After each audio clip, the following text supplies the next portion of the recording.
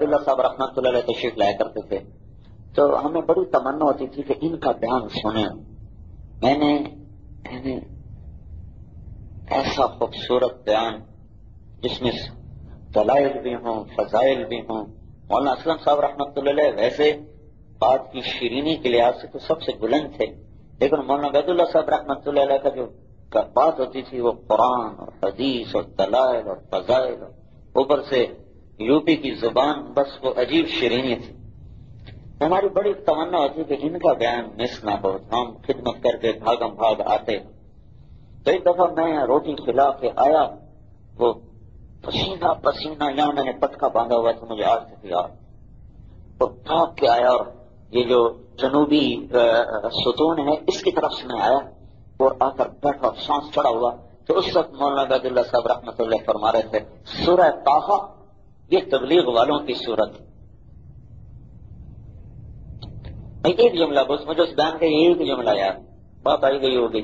پھر جب تھوڑا بہت موقع ملا قرآن پاک کو دیکھنے کا تو پھر میں نے اس کو دیکھنا شروع کیا تو مجھے نظر آیا کہ ایک ایک چیز مولانا الیاس صاحب جیسے سورہ طٰہٰ سے نکال کے ہمیں دے رہے، سورہ طٰہٰ سے نکال کے دے رہا ہوں. اننی انا اللہ، اسے ذرا اشارہ کرتا ہوں. اللہ تعالیٰ موسیٰ علیہ السلام سے کہہ رہے ہیں اننی انا اللہ لا الہ الا انا. موسیٰ میں ہوں لا الہ الا انا، لا الہ الا اللہ. یہ پہلا نمبر تبلیغ کا پہلا نمبر، اللہ کی پہلی دعوت لا الہ الا اللہ. فاعبدنی واقم الصلاۃ لذکری. موسیٰ نماز، بندگی میں نماز سب سے اعلیٰ چیز ہے، وہ نماز جو میری یاد میں ڈوب کر ہو. دوسرا نمبر نماز. موسیٰ علیہ السلام کو جب نبوت ملی تو انہوں نے کہا رب اشرح لی صدری ویسر لی امری واحلل عقدۃ من لسانی یفقہوا قولی. یہ تیسرا نمبر علم. واجعل لی وزیرا من اہلی ہارون. ہارون میرا ساتھی بنا، یہ جماعت کی شکل. اشدد به ازری واشرکہ فی امری کی نسبحک کثیرا ونذکرک کثیرا. ہم تیرا ذکر بھی کریں، تیری تسبیح پڑھیں. یہ علم اور ذکر تیسرا نمبر پورا ہو گیا. جب اللہ تعالیٰ نے سینہ کھول دیا تو پھر اللہ نے موسیٰ علیہ السلام سے نصیحت فرمائی قولا لہ قولا لینا لعلہ یتذکر او یخشی. دیکھو ذرا پیار محبت سے بات کرنا، سختی سے نہ کرنا. چوتھا نمبر سکھایا اکرام کا، اخلاق کا، تہذیب کا. ایک دفعہ ایک عالم نے مامون الرشید پر چڑھائی کر دی تو مامون الرشید بڑا سمجھدار اب بادشاہ تھا، کہنے لگا حضرت آپ سے زیادہ افضل اور مجھ سے زیادہ برے کے پاس اللہ نے جب بھیجا، آپ سے زیادہ افضل موسیٰ علیہ السلام کو مجھ سے زیادہ برے فرعون کے پاس جب اللہ نے بھیجا تو اس کو کہا ذرا نرمی سے بات کرنا، تو تھوڑی نرمی آپ بھی اختیار کر لو. تو موسیٰ نہیں میں فرعون نہیں، تھوڑی تو نرمی چکا. تو اللہ تعالیٰ نے کہا محبت سے بات کرنی ہے.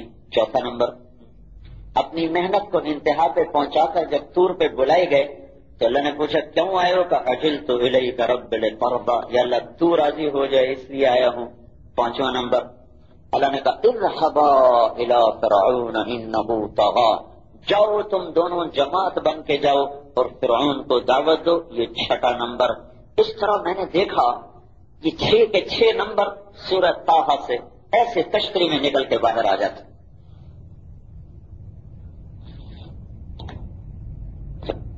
اس سے بڑا کوئی ویلفیئر کام کوئی نہیں ہے. میں باقی کاموں کی نفی نہیں کر رہا، نفی کرنا تو بڑی نادانی ہے اور ناسمجھی ہے. راستے سے پتھر ہٹانے پر بھی بخشش اللہ کرنے والا ہے. راستے سے پتھر ہٹا اللہ کو پسند ہے معاف کر دو. وہ زانی عورت نے نہیں کتے کو پانی پلایا تھا، اللہ نے معاف کر دیا. تو دین کے کسی بھی عمل کی نفی کرنا یہ سوائے نادانی کے اور کچھ اس کا جواز نہیں ہے. کہ نادان ہے جانتا نہیں. ہاں ترتیب دینا، ابھی سب سے افضل فرض عین، اس سے نیچے فرض کفایہ، اس سے نیچے واجب، اس سے نیچے سنت مؤکدہ، اس سے نیچے سنت غیر مؤکدہ، اس کے نیچے مستحب، اس کے نیچے نفل. یہ ترتیب تو خود شریعت میں قائم کی گئی.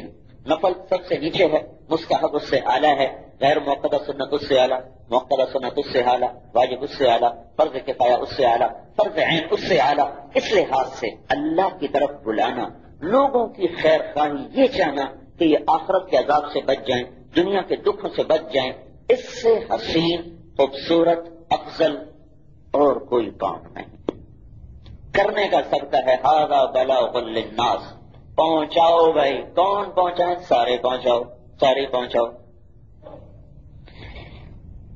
دنیا کی سب سے خونخوار قوم کو مسلمان کس نے بنایا؟ عالموں نے نہیں، خطیبوں نے نہیں، واعظوں نے نہیں، چنگیز کی قوم، تاتاری قوم. دنیا میں جو کتنے تاتار ہیں نا، 40 سال میں جتنا خون بہا ہے نہ آدم علیہ السلام سے لے کر 600 ہجری تک کتنا بہا، نہ اس سے لے کر آج تک کتنا. یا یہ جنگ عظیم بیچ والی چھوڑ دیں، 2 جنگ عظیم ہیں، اس میں تو خیر حد ہوگی، لیکن وہاں تلواریں تھیں، یہاں توپیں تھیں. یہ فرق ہے، اگر چنگیزیوں کے ہاتھ میں توپیں ہوتی بدبخت تو نہ شاید دنیا میں ایک بھی زندہ نہ چھوڑتی.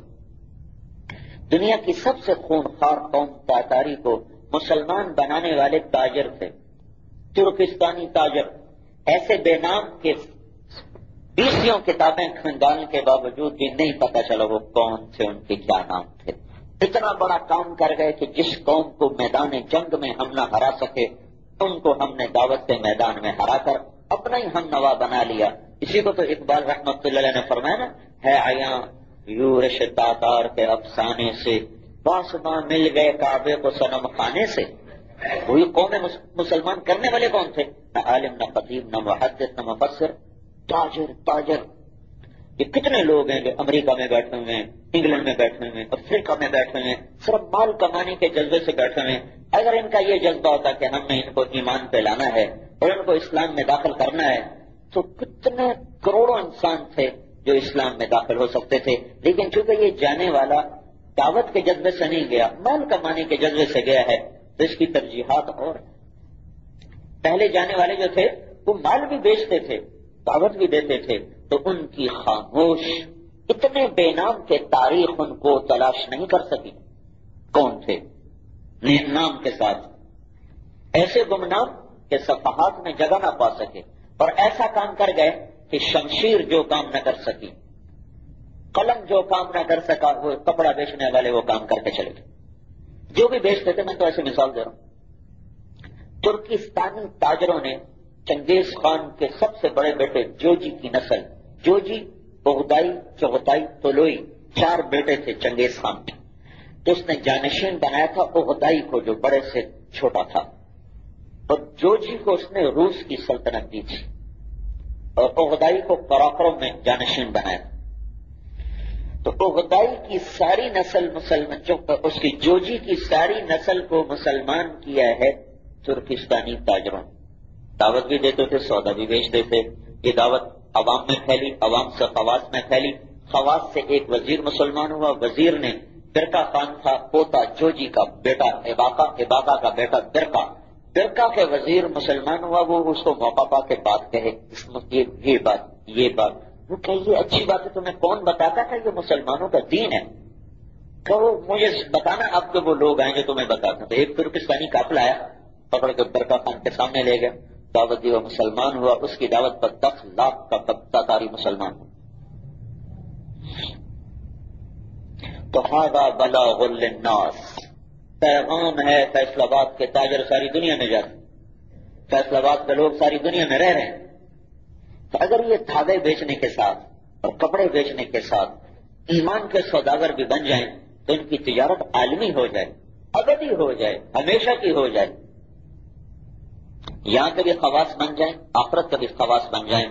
تو بھائیو، یہ بڑا خوبصورت کام اللہ نے. شکر. ایک عرب مجھ سے کہنے لگا، بڑی عجیب بات ہے بھائی، قرآن بھی عربی، حدیث بھی عربی، رسول بھی عربی، قبلہ بھی عرب میں، نبی بھی عرب میں، یہ دعوت کا کام تم میں کہاں سے آ گیا؟ یہ تو ہم میں ہونا چاہیے تھا. میں نے کہا میں بات یہ ہے، تمہارے باپ دادے نے تو یہ کیا ہوا تھا، تو تمہاری رگوں میں جراثیم موجود تھے. تمہیں بات پہنچی، تمہیں ماضی یاد آیا، تم فوراً یاد کر کے آنے لگ گئے. ساڑھے پیو دادے تک ہم نے کوئی نہیں کی، ابھی تو ہندو مسلمان انہوں نے کیا پتا تبلیغ کی، ایمان کی. اللہ تعالیٰ نے ان کو خود سمجھا دیا کہ جاؤ تم اہل نہیں ہو. مولانا الیاس خود کہا کرتے کہ تم لوگ اہل نہیں ہو، اہل اس کے عرب ہیں، عرب. میں نے ان کانوں سے مولانا سعید خان صاحب رحمۃ اللہ علیہ سے سنا علماء کے بیان میں. میں سامنے بیٹھا تھا کہ مولانا الیاس صاحب نے فرمایا کہ یہ لوگ اہل، نواسیوں سے کہا تم لوگ اہل نہیں ہو، لیکن تمہاری محنت سے تاجر کھڑے ہوں گے، تاجروں کی محنت سے علماء کھڑے ہوں گے، علماء کی محنت سے عرب کھڑے ہوں گے، عرب کی محنت سے عرب کے علماء کھڑے ہوں گے، ان کی محنت سے قبیلہ قریش کھڑا ہوگا۔ جب قبیلہ قریش کھڑا ہوگا تو پھر اللہ دوبارہ دین کی ہوا چلائے گا۔ یہ ہندوستانیوں کے بس کا نہیں ہے۔ یہ بات آئی گئی ہو گئی، ذہنوں سے محو ہو گئی۔ 1985 کے اجتماع میں عربوں کے بیان میں بیٹھا بات کر رہا تھا کہ شور مچا۔ کیا ہوا؟ تب مکہ کے 15 قریشی آئے ہیں، 15 قریش، خالص مکہ کے قریشی آئے ہیں، 15 نوجوان پہلی دفعہ قریش کی جماعت 1985 میں آئی۔ تو مجھے مولانا سعید خان صاحب کی بات یاد آئی اور ان کے ذریعے سے مولانا الیاس صاحب رحمۃ اللہ علیہ کی پیشین گوئی آئی۔ تو بھائیو، اللہ نے ہمیں ہیرا اللہ کی قسم جھولی میں ڈال کے دے دیا، اس کی قدر کرو ورنہ یہ ہم سے چھین جائے گا، کوئی اور لے کے چلا جائے گا۔ یہ کبھی بھی ایک جگہ نہیں رہا۔ جس قوم نے قدر کی لے لیا، جس قوم نے لڑائی جھگڑا شروع کیا، اللہ نے ان سے لے کر اوروں کو دے دیا۔ عرب کی عصبیت جاگی، اللہ نے ایرانیوں کو دے دیا۔ ایران کی عصبیت جاگی، اللہ نے ترکوں کو دے دیا۔ ترکوں کی عصبیت جاگی، اللہ پاک نے بر صغیر کی طرف کر دیا۔ یہ آپس میں ٹوٹ جائیں گے، پھٹ جائیں گے، عصبیت کا شکار ہوں گے تو یہ اڑ جائے گی چڑیا، کسی اور شاخ پہ جا کے بیٹھ جائے گی۔ تو بھائیو، اس نعمت کو ایک خزانہ سمجھ کے، اس تبلیغ کے کام کو زندگی کا سب سے بڑا سرمایہ سمجھ کے اور سب سے بڑا کاروبار سمجھ کے کرو۔ اتنے بنا لیے، اتنے بن گئے، اتنے بنا رہا ہوں، اتنے کما لیے، اتنے کما چکا ہوں، اتنے کمانے ہیں، یہ کیا منزل ہے کہ زندگی کما کما کے گزر کے خود جا کے قبر میں کیڑوں کے حوالے ہو۔ تو بھائی نیت کرتے نا بھائی، ہاں، تبلیغ والا بن کے رہنا ہے، اپنی نسبتیں بدل کے رہنا ہے۔ ذمہ داری کی نسبت پر زندگی نہیں گزارنی، تجارت کی نسبت پر زندگی نہیں گزارنی، بلکہ اللہ کے نبی کی نیابت کی نسبت پر زندگی گزارنی۔ تو اس کے لحاظ سے پھر اللہ تعالیٰ ہمارے ساتھ معاملہ فرمائے تو کون بھائی اس کے لیے ہمت کر۔